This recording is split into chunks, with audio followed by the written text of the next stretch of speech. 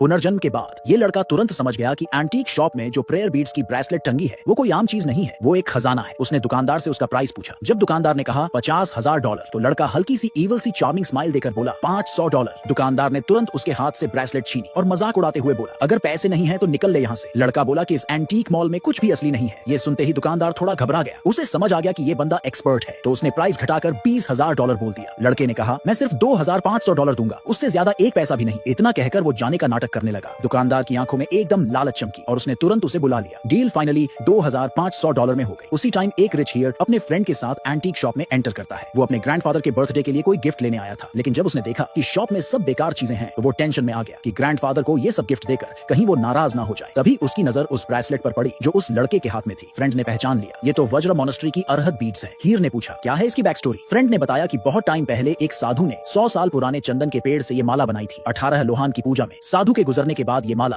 चोरों ने चुरा ली थी और तब से इसका कोई पता नहीं था। अब जाकर ये यहाँ दिखी है। हियर ने सोचा ये बीड्स ग्रैंडफादर के लिए एकदम परफेक्ट लॉन्ग लाइफ गिफ्ट होंगी। उसने लड़के से पूछा कि क्या वो इसे रीसेल करेगा। लड़के ने जैसे ही उसका नाम सुना उसे अपनी पिछली जिंदगी याद आ गई। इस हीर को एक एक्ट्रेस ने फंसा दिया था, फिर उसके पापा ने उसे घर से निकाल दिया था और बाद में बुरी तरह धोखा मिला था। अब हीर ने $3 लाख ऑफर किया बीड्स के लिए। लड़का सोचने लगा कि इस अमीर बंदे से जुड़ना फायदेमंद रहेगा, तो उसने तुरंत हाँ बोल दिया। हीर ने उसे अपनी कंपनी चलने को कहा पैसे लेने के लिए। फिर उसका असिस्टेंट कैश में $3 लाख ले आया। लड़के ने उस अमीर हीर से पूछा, क्या तुम्हारी कंपनी में अक्सर ऐसे टेम्पटेशन आते हैं जिनके पीछे ट्रैप्स छिपे होते हैं? हीर को कुछ समझ नहीं आया कि इसका मतलब क्या है। लड़का बोला, तुम्हारे तायांग एक्यू पॉइंट पर डार्कनेस है, मुझे डर है कि तुम किसी पीच ब्लॉसम डिजास्टर में फंसने वाले हो। हीर ने सोचा ये सब बकवास है और कुछ ज्यादा ही फिल्मी बात लग रही है। लड़के ने और कुछ नहीं कहा, बस पैसे लिए और चला गया। उसी रात हीर एक खूबसूरत एक्ट्रेस के साथ डेट पर था। अचानक उसे दोपहर वाली उस लड़के की बात याद आई। जब एक्ट्रेस शॉवर ले रही थी, हीर ने होटल रूम को चेक करना शुरू किया और सच में एक कोने में हिडन कैमरा मिल गया। अगर लड़के ने उसे वार्न नहीं किया होता तो शायद आज ही वो फंस जाता और उसके पापा उसे घर से बाहर निकाल देते। उस लड़के का शुक्रिया अदा करने के लिए हीर ने सोचा कि वो उसके लिए एक विला खरीद देगा। लेकिन हैरानी की बात ये थी कि लड़के को विला पसंद ही नहीं आया। उसने कहा कि वो स्लम एरिया में घर खरीदना चाहता है, क्योंकि उसे अपनी पिछली जिंदगी की याद थी कि 3 दिन बाद उस एरिया की प्रॉपर्टी की वैल्यू 5 गुना हो जाएगी। हीर को तो यकीन नहीं हुआ कि प्राइस इतने बढ़ेंगे, लेकिन लड़के की गट फीलिंग पर उसे भरोसा था, तो उसने न सिर्फ उसके लिए एक घर का डाउन पेमेंट कर दिया बल्कि खुद के लिए 2 और घर ले लिए इन्वेस्टमेंट के तौर पर। फिर हीर उसे डिनर पर लेकर गया एक 5 स्टार होटल के रेस्टोरेंट में। जैसे ही वो एंटर हुए, लड़के को अपनी पिछली लाइफ की याद आई जहां उसने ये होटल खरीदा था और उसे वर्ल्ड का नंबर 1 बना दिया था। लेकिन अब जब उसने यहाँ का खाना टेस्ट किया तो उसे सब कुछ एवरेज लगा। उसने रेस्टोरेंट ऑनर को कुछ सजेशन दिए। जब ऑनर को पता चला कि ये लड़का कोई बेरोजगार सा बंदा है तो वो उसकी बातों को सीरियसली नहीं लिया। लेकिन लड़के ने जाते जाते बस इतना कहा, आज ड्राइव करके घर मत जाना और अपनी कार जरूर चेक करवा लेना। पास खड़े हीर ने ओनर से कहा कि लड़के की बात मान लेनी चाहिए,